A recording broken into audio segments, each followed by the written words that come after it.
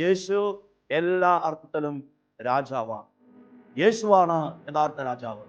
ഈ ഭൂമിയിൽ അനേകം നേതാക്കന്മാരുണ്ടാകാം, അധികാരികളുണ്ടാകാം, ഭരണകൂടങ്ങളുണ്ടാകാം.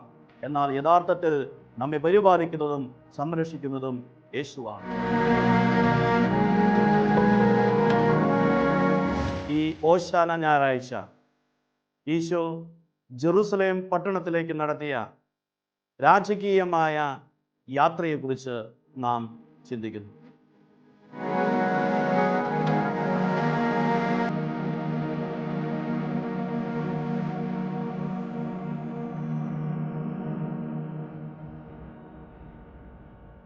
മിശിഹായിൽ സ്നേഹം നിറഞ്ഞ സഹോദരി സഹോദരന്മാരെ, തെയോസ് വിശുദ്ധവാര ധ്യാനത്തിലേക്ക് നിങ്ങൾക്കെല്ലാവർക്കും സ്നേഹപൂർവ്വം സ്വാഗതമരുളുന്നു.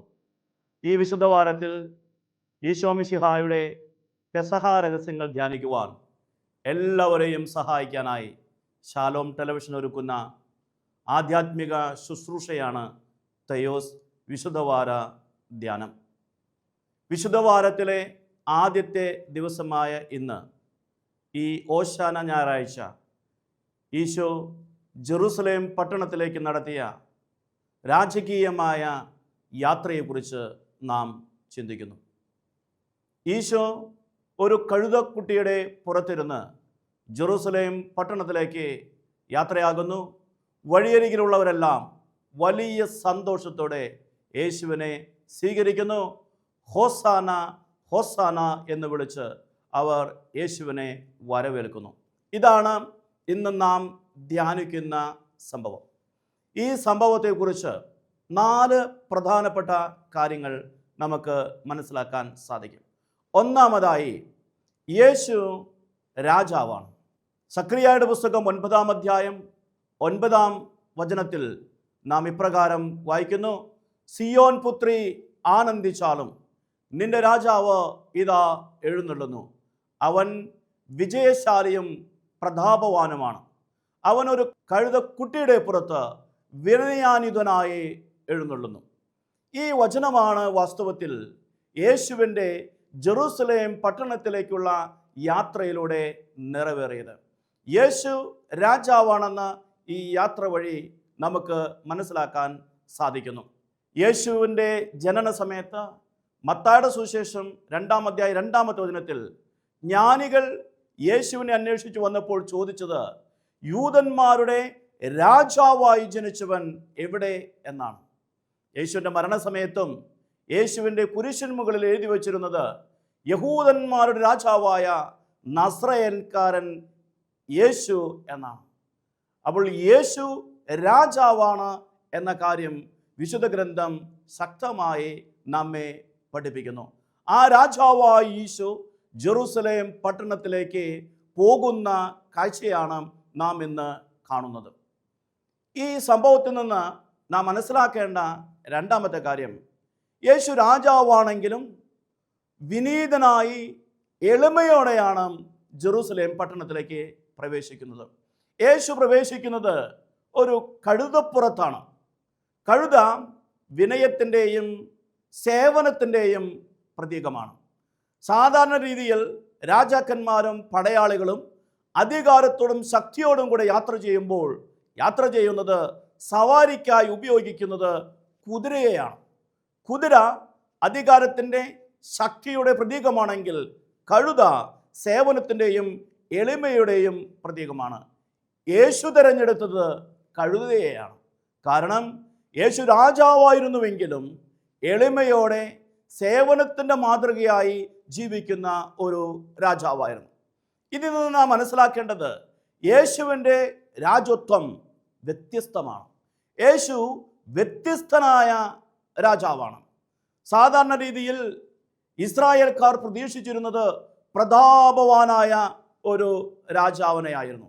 മഹത്വത്തോടെ എഴുന്നള്ളി രാജ്യം ഭരിക്കുന്ന, രാജ്യം സ്ഥാപിക്കുന്ന ഒരു മഹാനായ രാജാവിനെയായിരുന്നു ജനം പ്രതീക്ഷിച്ചത്. എന്നാൽ ഈശോ വന്നത് എളിയവനായ, സേവനം ചെയ്യുന്ന, തൻ്റെ ജനത്തിനു വേണ്ടി തന്നെ ബലിയർപ്പിക്കുന്ന ഒരു ദാസന്റെ രൂപത്തിലാണ്. യോഹന്നാന്റെ സുവിശേഷം 18-ാം അധ്യായം 36-ാമത്തെ വചനത്തിൽ പീലാത്തോസിന് മുമ്പിൽ നിൽക്കുന്ന ഈശോയോട് പീലാത്തോസ് പലതവണ ചോദിച്ചു, നീ രാജാവാണോ? മറ്റുള്ളവർ നിന്നെക്കുറിച്ച് ഇങ്ങനെയൊക്കെ ആരോപണങ്ങൾ പറയുന്നുണ്ടല്ലോ, നീ രാജാവാണോ? നീ രാജാവാണെങ്കിൽ അത് പറയുക. അവസാനം ഈശോ പറഞ്ഞു, എൻ്റെ രാജ്യം ഐഹികമല്ല. ഈശോ രാജാവ് തന്നെയാണ്, എന്നാൽ ഈശോയുടെ രാജ്യത്തിന് വ്യത്യാസമുണ്ട്. ഈശോ എളിമയുള്ള രാജാവാണ്, വിനയാനുതനായ രാജാവാണ്. ഈശോയുടെ രാജ്യത്തിൻ്റെ നിയമവും വ്യത്യസ്തമാണ്. സാധാരണ രാജ്യത്തിൻ്റെ നിയമമല്ല യേശുവിൻ്റെ രാജ്യത്തിൻ്റെ നിയമം. യേശുവിൻ്റെ രീതി വ്യത്യസ്തമാണ്. യേശുവിൻ്റെ രീതിയും യേശുവിൻ്റെ നിയമങ്ങളും യേശുവിൻ്റെ രാജ്യത്തിൻ്റെ പദ്ധതികളും വ്യത്യസ്തമാണ്. ജനം പ്രതീക്ഷിച്ചിരുന്നതിൽ നിന്നും വ്യത്യസ്തമായ രീതിയിൽ ഈശോ ജനത്തിൻ്റെ പക്കലേക്ക് ജെറൂസലേം പട്ടണത്തിലേക്ക് വരുന്നു. പ്രിയ സഹോദരീ സഹോദരന്മാരെ, ഈ സംഭവത്തിൽ നിന്ന് നാം മനസ്സിലാക്കേണ്ട മറ്റൊരു കാര്യം, മൂന്നാമത്തെ കാര്യം, ഈ യാത്രയിലൂടെ യേശു രാജാവാണെന്ന് പ്രായോഗികമായി തെളിയിക്കുക കൂടി ചെയ്തു. എല്ലാ വർഷവും പെസഹ തിരുനാളിൻ്റെ അവസരത്തിൽ ഗവർണർ പീലാത്തോസ് എല്ലാ ശക്തിയോടും അധികാരത്തോടും പ്രതാപത്തോടും കൂടി ജെറൂസലേം പട്ടണത്തിലേക്ക് പ്രവേശിക്കുന്ന ഒരു പതിവുണ്ടായിരുന്നു. സാധാരണ രീതിയിൽ ഗവർണർമാർ അങ്ങനെ പ്രവേശിച്ചിരുന്നത് ജെറൂസലേം പട്ടണത്തിൻ്റെ പടിഞ്ഞാറ് വശത്തോടു കൂടെയാണ്. ഈ പെസഹായുടെ അവസരത്തിൽ തന്നെയാണ് ഈശോ ജെറൂസലേം പട്ടണത്തിലേക്ക് പ്രവേശിക്കുന്നതും. എന്നാൽ ഈശോ പ്രവേശിക്കുന്നത് പട്ടണത്തിൻ്റെ കിഴക്ക് വശത്തു കൂടിയാണ്. ഒലിവ് മലയിൽ നിന്നാണ് ഈശോ യാത്രയാകുന്നത്. അത് ദൈവ സാന്നിധ്യത്തിൻ്റെ സ്ഥലമാണ്, ദൈവത്തിൻ്റെ വെളിപാടിൻ്റെ സ്ഥലമാണ്. അവിടെ നിന്ന് ഈശോ ജെറൂസലേം പട്ടണത്തിലേക്ക് യാത്രയാകുന്നു. അപ്പോൾ എല്ലാ വർഷവും പെസഹ തിരുനാളിൻ്റെ അവസരത്തിൽ ഗവർണർ ഈ രാജ്യത്തിലേക്ക്, ഈ പട്ടണത്തിലേക്ക് പ്രവേശിക്കുന്ന അതേ രീതിയിൽ ഈശോയും പ്രവേശിക്കുന്നു. ഗവർണർ പ്രവേശിക്കുന്നത് പടിഞ്ഞാറ് വശത്തു നിന്നാണ്, എന്നാൽ ഈശോ പ്രവേശിക്കുന്നത് കിഴക്ക് വശത്തു നിന്നാണ്. ഗവർണർ പ്രവേശിക്കുന്നത് അധികാരത്തോടും ശക്തിയോടും കൂടെയാണ്, എന്നാൽ ഈശോ പ്രവേശിക്കുന്നത് വിനയാനിതനായി എളിമയുള്ളവനായി കഴുതപ്പുറത്താണ്. ഇതിൽ നിന്ന് നാം എന്താണ് മനസ്സിലാക്കേണ്ടത്? ഇത് ഈശോ ജനത്തിന് നൽകുന്ന ഒരു സന്ദേശമാണ്. ഈ ജെറൂസലേം പട്ടണത്തിൻ്റെ അധികാരി, ഈ ലോകത്തിൻ്റെ അധികാരി വാസ്തവത്തിൽ ഗവർണർ അല്ല, ഈശോ തന്നെയാണ് അധികാരി. ഈ പട്ടണത്തിലേക്ക് അതുകൊണ്ടാണ് ഞാൻ ഇങ്ങനെ പ്രവേശിക്കുന്നത് എന്നാണ് ഈശോ നൽകാൻ ആഗ്രഹിച്ച സന്ദേശം. ഇത് പശ്ചാത്തലത്തിൽ നിന്നാണ് നമുക്ക് മനസ്സിലാക്കാൻ സാധിക്കുക, അവിടെ എഴുതപ്പെട്ടിരിക്കുന്ന വചനങ്ങളിൽ നിന്നല്ല. ഈ യാത്ര വഴി ഈശോ സ്ഥാപിക്കുന്ന കാര്യം, ഈ ജെറൂസലേം പട്ടണത്തിൻ്റെ അധികാരി പീലാത്തോസ് അല്ല. പീലാത്തോസ് ഈ ഭൂമിയിൽ അധികാരി മാത്രമാണ്. എന്നാൽ യഥാർത്ഥ രാജാവ്, യഥാർത്ഥത്തിൽ ജനങ്ങളെ പരിപാലിക്കുന്നവൻ, യഥാർത്ഥത്തിൽ ജനങ്ങളെ സംരക്ഷിക്കുന്നവൻ ഈശോയാണ് എന്ന് പെസഹായുടെ അവസരത്തിൽ ആ ഗവർണർമാർ രാജ്യാധികാരം ഉപയോഗിക്കുന്നത് പോലെ ഈശോ ജെറൂസലേം പട്ടണത്തിലേക്ക് പ്രവേശിക്കുന്നു. നാലാമതായിട്ട് നാം മനസ്സിലാക്കേണ്ട കാര്യം, വളരെ സന്തോഷത്തോടെയാണ് ജനം യേശുവിനെ സ്വീകരിച്ചത്. യേശുവിനെ സ്വീകരിക്കാനായി ജനം വഴിയരികിൽ വസ്ത്രങ്ങൾ വിരിച്ചു. ജനം മരക്കമ്പുകൾ വീശി യേശുവിനെ സ്വീകരിച്ചു. മരക്കമ്പുകൾ വഴിയിൽ നിരത്തുകയും ചെയ്തു. വാസ്തവത്തിൽ രാജാക്കന്മാരെ സ്വീകരിക്കാനായി ജനം ചെയ്തിരുന്ന ഒരു രീതിയായിരുന്നു അത്. രാജാക്കന്മാരുടെ 2-ാം പുസ്തകം 9-ാം അധ്യായം 13-ാമത്തെ വചനത്തിൽ യേഹു എന്ന രാജാവ് അഭിഷേകം ചെയ്യപ്പെട്ടപ്പോൾ ജനം യേഹു രാജാവിനെ സ്വീകരിച്ചത് ഈ രീതിയിലാണ്. വസ്ത്രങ്ങൾ വഴിയിൽ നിരത്തിയാണ് സ്വീകരിച്ചത്. ഇതുവഴിയും യേശുവിനെ രാജാവായി ജനം സ്വീകരിച്ചു എന്ന് നമുക്ക് മനസ്സിലാക്കാൻ സാധിക്കും. അതിനുശേഷം യേശുവിനെ സ്വീകരിക്കാനായി അവർ ഹോസാന ഹോസാന എന്ന് വിളിച്ചു പറയുകയും ചെയ്തു. ഈ വാക്കിൻ്റെ യഥാർത്ഥ അർത്ഥം ഞങ്ങളെ രക്ഷിക്കണമേ, ഞങ്ങളെ രക്ഷിക്കണമേ എന്നാണ്. എന്നാൽ പിന്നീട് അതൊരു ജൈവിളിയായി പരിണമിച്ചു. ഒരു ജൈവിളിയുടെ രീതിയിലാണ് ജനം അത് പറയുന്നത്. പക്ഷെ അതിൻ്റെ അർത്ഥം ഞങ്ങളെ രക്ഷിക്കണമേ, ഞങ്ങളെ രക്ഷിക്കണമേ എന്നാണ്. ജനം ജൈവിളിയായിട്ടാണ് അങ്ങനെ പറഞ്ഞതെങ്കിലും ആ വാക്കിൻ്റെ അർത്ഥം ഞങ്ങളെ രക്ഷിക്കണമേ എന്നാണ്. വാസ്തവത്തിൽ യേശു ചെയ്യുന്നതും യേശു ജെറുസലേം പട്ടണത്തിലേക്ക് പ്രവേശിച്ച് ഉടനെ നടക്കാൻ പോകുന്നതും ആ രക്ഷാകര ദൗത്യമാണ്. യേശു ജനത്തെ രക്ഷിക്കാനായി ഈ ഭൂമിയിലേക്ക് വന്നവനാണ്. മത്തായിയുടെ സുവിശേഷം 1-ാം അധ്യായം 21-ാമത്തെ വചനത്തിൽ നാം വായിക്കുന്നു, കന്യക ഗർഭം ധരിച്ച് ഒരു പുത്രനെ പ്രസവിക്കും, അവന് നീ യേശു എന്ന് പേരിടണം, കാരണം അവൻ തൻ്റെ ജനത്തെ അവരുടെ പാപങ്ങളിൽ നിന്ന് രക്ഷിക്കും. ജൈവിളിയായിട്ടാണ് ജനം ഹോസാന എന്ന് വിളിച്ചതെങ്കിലും യേശു രക്ഷകനാണ് എന്ന് അവര് പറയാതെ തന്നെ പറയുകയാണ് ചെയ്യുന്നത്. ഞങ്ങളെ രക്ഷിക്കണമേ, ഞങ്ങളെ രക്ഷിക്കണമേ എന്ന് അവർ വിളിച്ചു പറയുന്നു. യേശുവാണ് രക്ഷകൻ, യേശുവാണ് അവരെ രക്ഷിക്കുന്നവൻ എന്ന് അതിൽ നിന്ന് നമുക്ക് മനസ്സിലാക്കാൻ സാധിക്കും. ഇവിടെ നാം ശ്രദ്ധിക്കേണ്ട മറ്റൊരു കാര്യം, ഈ ഹോസാന വിളികളുമായി യേശുവിനെ സ്വീകരിച്ച ജനം തന്നെയാണ് പിന്നീട് അവനെ ക്രൂശിക്കുക, അവനെ ക്രൂശിക്കുക എന്ന് പറഞ്ഞ് ശത്രുക്കളുടെ കൂടെ നിന്ന്, യേശുവിൻ്റെ വിരോധികളുടെ കൂടെ നിന്ന് യേശുവിന് കുരിശുമരണത്തിനായി, യേശുവിനെ വിട്ടുകൊടുക്കാനായി പ്രേരിപ്പിച്ചതും അതിനുവേണ്ടി മുറവിളി കൂട്ടിയതും. അപ്പോൾ വാസ്തവത്തിൽ ഈ യേശുവിനെ പരിപൂർണമായി മനസ്സിലാക്കുന്നതിൽ അവർ പരാജയപ്പെട്ടു. ഞങ്ങളെ രക്ഷിക്കണമേ എന്ന് പറയുമ്പോഴും ഞങ്ങളെ രക്ഷിക്കാനുള്ളവൻ ഇവനാണ് എന്ന് മനസ്സിലാക്കുവാനോ സ്വീകരിക്കുവാനോ അവർക്ക് സാധിച്ചില്ല. ഈ യേശുവിനെ കുരിശിൽ തറയ്ക്കാനായി അവർ പിന്നീട് മുറവിളി കൂട്ടുകയും ചെയ്തു. പ്രിയ സഹോദരീ സഹോദരന്മാരെ, ഈ 4 കാര്യങ്ങളാണ് ഈ സംഭവത്തിൽ നിന്ന് നമുക്ക് മനസ്സിലാക്കാൻ സാധിക്കുക. ഇതാണ് അന്ന് സംഭവിച്ചത്.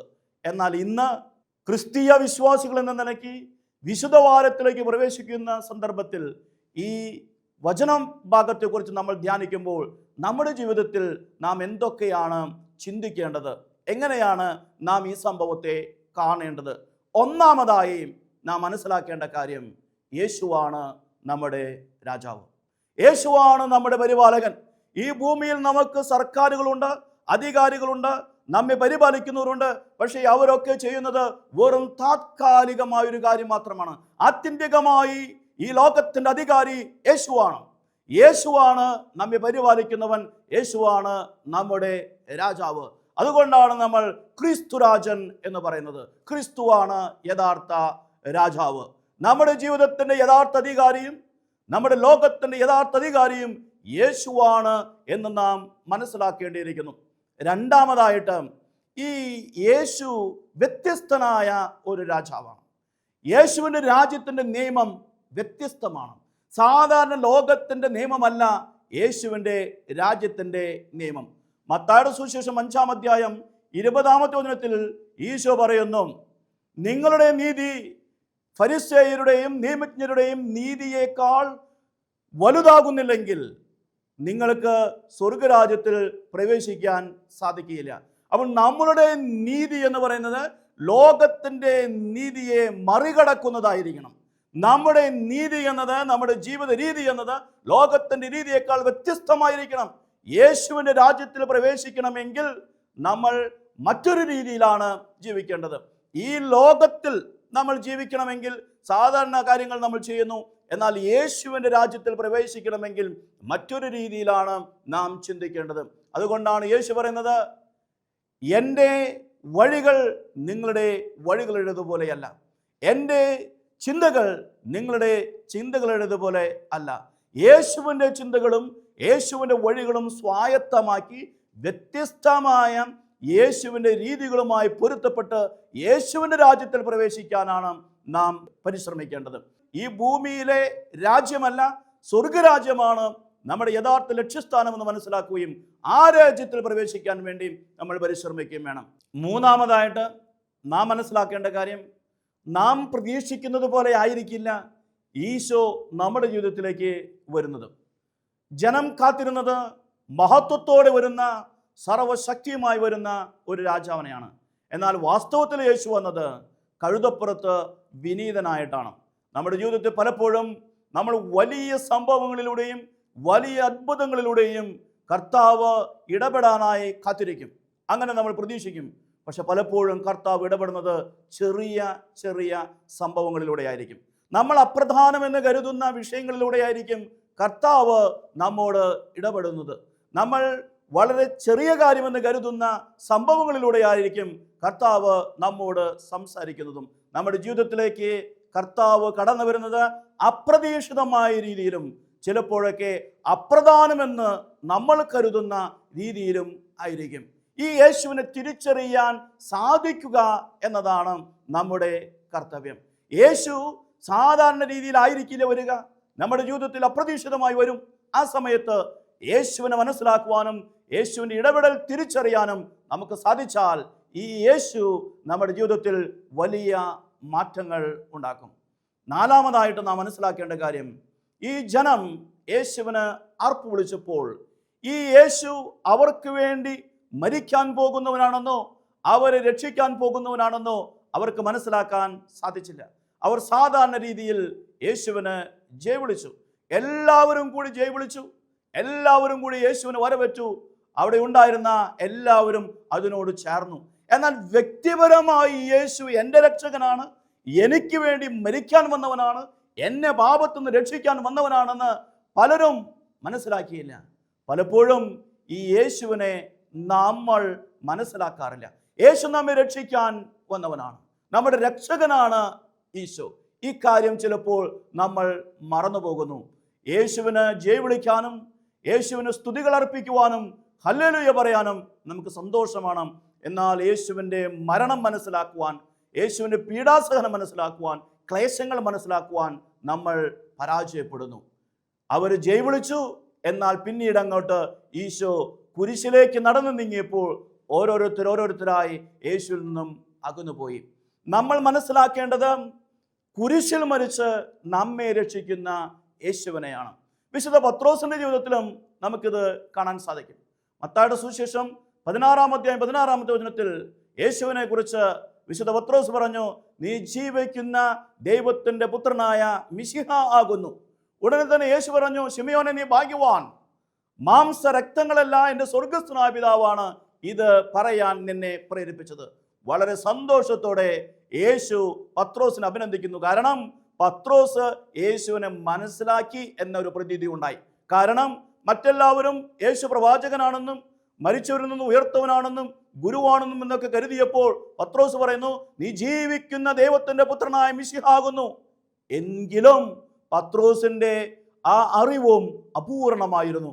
പത്രോസ് മനസ്സിലാക്കിയത് യേശു കുരിശിൽ മരിക്കും എന്നല്ല, യേശു സാധാരണ രീതിയിൽ രാജാവായി വരുമെന്നും രാജ്യം സ്ഥാപിക്കുമെന്നും ഒക്കെയാണ് പത്രോസ് മനസ്സിലാക്കിയത്.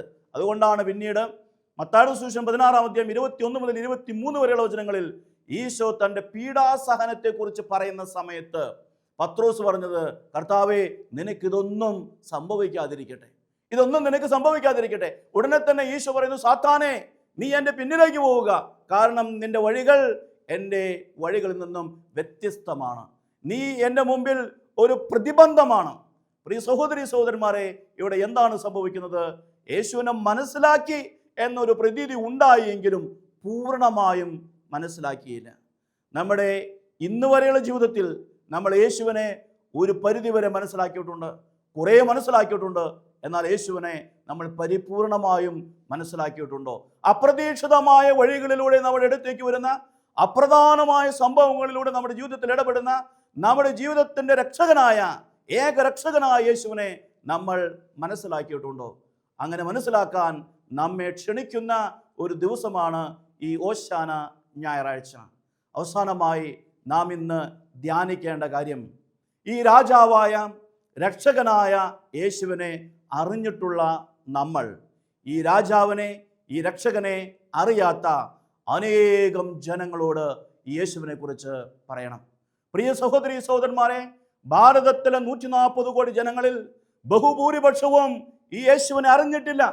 ഇവനാണ് രക്ഷകനെന്നും ഇവനാണ് രാജാവെന്നും അവർക്ക് തിരിച്ചറിയാൻ സാധിച്ചിട്ടില്ല. ഈ ലോകത്തിൻ്റെ അധികാരികളിൽ പ്രത്യാശ വെച്ച്, ഈ ലോകത്തിൻ്റെ നേതാക്കളിൽ പ്രത്യാശ വെച്ച് അവരുടെ ജീവിതം മുഴുവൻ സമർപ്പിച്ച് അവർ മുന്നോട്ട് പോകുന്നു.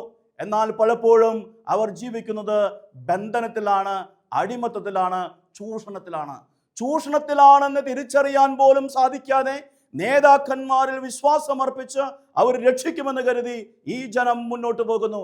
ഇവിടെയാണ് പ്രിയ സഹോദരി സഹോദരന്മാരെ, യേശു എന്ന വിമോചകനെ യേശു എന്ന രാജാവിനെ, യേശു എന്ന രക്ഷകനെ ഈ ലോകത്തിന് പരിചയപ്പെടുത്തേണ്ട ആവശ്യം, ഈ ലോകത്തിലെ ഒരു രാജാവിനും നൽകാൻ സാധിക്കാത്ത സന്തോഷവും സമാധാനവും ആശ്വാസവും നൽകാൻ സാധിക്കുന്ന രാജാവാണ് യേശു. ഈ ലോകത്തിൽ ആർക്കും നൽകാൻ സാധിക്കാത്ത രക്ഷ നൽകാൻ സാധിക്കുന്ന രക്ഷകനാണ് യേശു. ഈ ലോകത്തിൽ ആർക്കും നൽകാൻ സാധിക്കാത്ത വിമോചനം നൽകാൻ സാധിക്കുന്ന വിമോചകനാണ് യേശു. അതുകൊണ്ട് രക്ഷകനായ, രാജാവായ, വിമോചകനായ യേശുവിനെ മറ്റുള്ളവർക്ക് നാം പരിചയപ്പെടുത്തി കൊടുക്കേണ്ടിയിരിക്കുന്നു. ലോകം മുഴുവൻ യേശുവിനെ അറിയണം.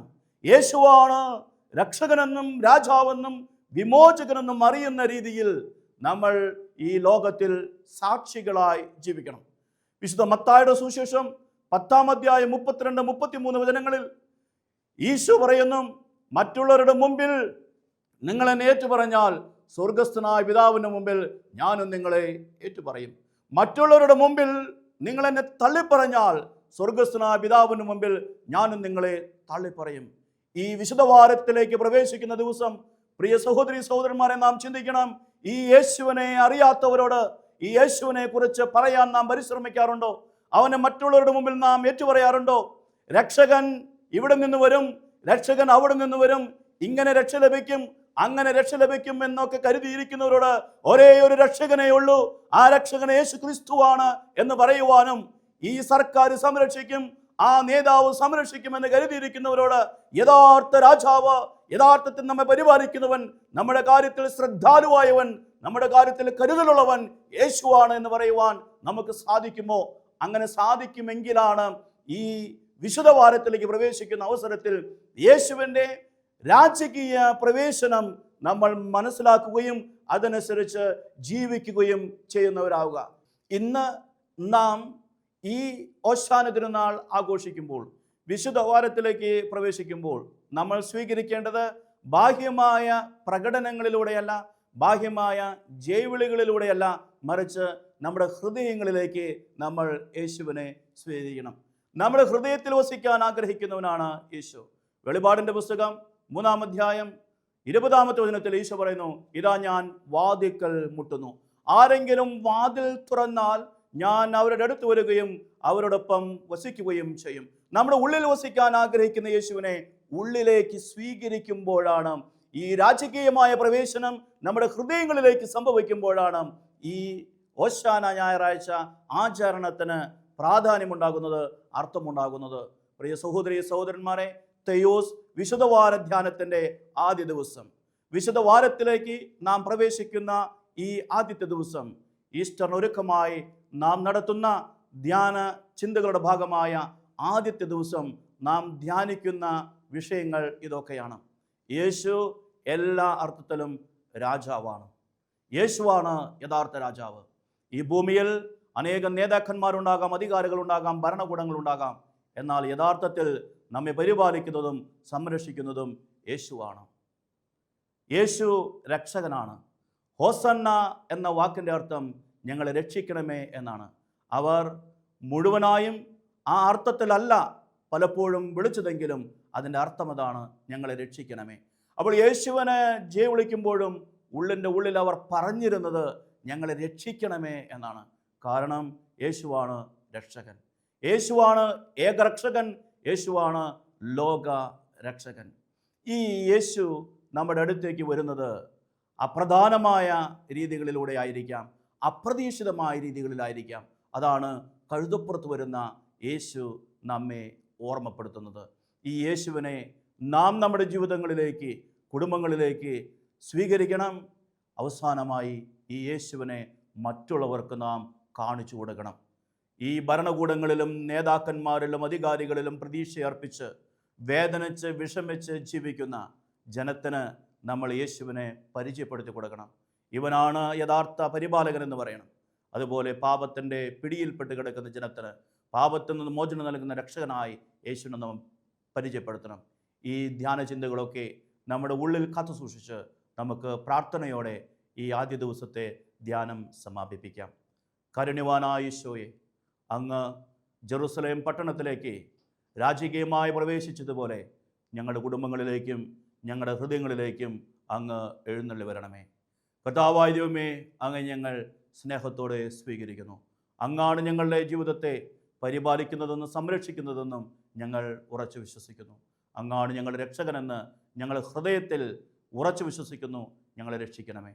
ഞങ്ങളുടെ പാപങ്ങളിൽ നിന്നും, ഞങ്ങളുടെ അസ്വസ്ഥതകളിൽ നിന്നും, രോഗങ്ങളിൽ നിന്നും, ബന്ധനങ്ങളിൽ നിന്നും ഞങ്ങളെ പരിപൂർണമായി അങ്ങ് വിമോചിപ്പിക്കണമേ. കർത്താവായ ദൈവമേ, അങ്ങ് ഞങ്ങളുടെ ജീവിതത്തിൽ ഇടപെടുമ്പോൾ മനസ്സിലാക്കുവാനും സ്വീകരിക്കുവാനും ഉള്ള കൃപ ഞങ്ങൾക്ക് ഓരോരുത്തർക്കും നൽകണമേ. അങ്ങയെ മനസ്സിലാക്കിയതിന് ശേഷം മറ്റുള്ളവർക്ക് അങ്ങയെ പങ്കുവയ്ക്കുവാനുള്ള കൃപ നൽകി ഞങ്ങളെ ഓരോരുത്തരെയും അനുഗ്രഹിക്കണമേ. ഈ വിശുദ്ധവാരത്തിൽ വിശുദ്ധിയോടും ഒരുക്കത്തോടും കൂടെ ജീവിക്കുവാനും ഉത്ഥാന തിരുനാളിനായി ഒരുങ്ങുവാനും ഞങ്ങൾ ഓരോരുത്തരെയും അനുഗ്രഹിക്കണമേ. പിതാവിൻ്റെയും പുത്രൻ്റെയും പരിശുദ്ധാത്മാവിൻ്റെയും നാമത്തിൽ ആമേൻ.